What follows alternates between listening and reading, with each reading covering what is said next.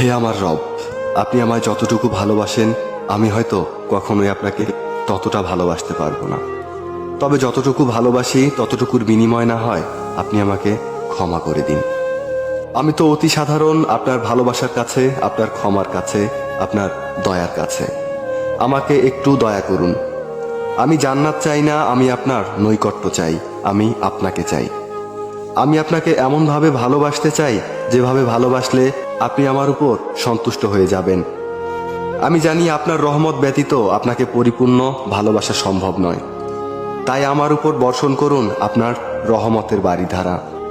আপনিই তো জানেন আমার সব কিছু, আমার সকল গোপন পাপ, পৃথিবীর কেউ না জানা আমার সকল অন্যায়, আমার নিজের নফসের উপর আমার জুলুম, এ সব কিছুই তো আপনার জানা। আমার এমন কোনো গোপনীয়তা নেই যেটা আপনি জানেন না। তাই তো আমি একমাত্র আপনারই প্রার্থনা করি, সেজদায় নত হয়ে একমাত্র আপনারই অনুগত্য প্রকাশ করি, দুহাত তুলে একমাত্র আপনার দরবারেই ক্ষমা প্রার্থনা করি।